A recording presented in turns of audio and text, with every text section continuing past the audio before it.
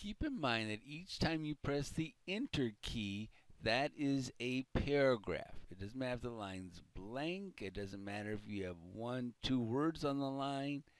Each time you press the Enter key is a paragraph. So in this document so far, we have 1, 2, 3, 4, 5 paragraphs. Okay, you need to remember that each time you press enter is a paragraph, because that's going to be important to us later when we adjust the spacing. Now each time I press the tab key, that it's going to move the cursor a ½ inch inwards. Each time we press the tab key, it moves in a ½ inch inwards. Most of the time that works well for us, like when we indent paragraphs. But sometimes we don't want to use the ½ inch rule. We want to use more.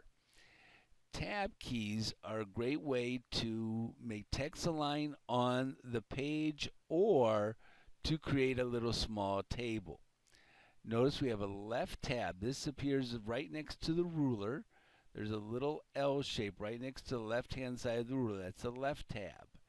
If I click on it, it's going to allow me to change this to what's called a right tab, a center tab.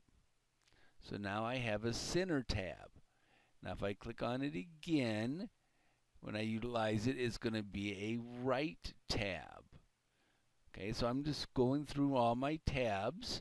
Now this would be a decimal tab. This is a bar tab. And all I'm doing is clicking and changing. This is a first line indent tab. I click again. I'm going to be at what's called the hanging indent tab. And I click again, and now we're at the left tab again. I'm going to now overrule that, change that where it goes in by a ½ inch. I'm going to point to my ruler at 3 inches, and I'm going to click, and the L should appear there. If it doesn't appear, that means I clicked in the wrong place. Now finally, after 3 attempts, I got my L to appear at the 3-inch mark.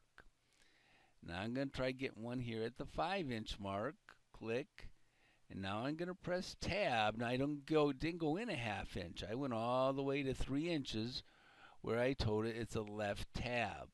With left tabs, the text starts at the left and works its way to the right. I'm going to press tab again. We skip over to the 5-inch mark.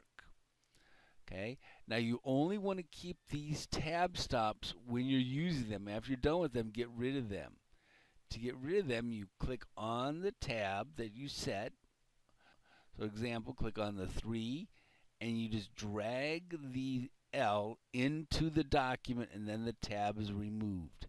So click on the tab, and then drag it down into the document, and then the tab's removed. Press backspace to remove any additional tabs that you have on the line.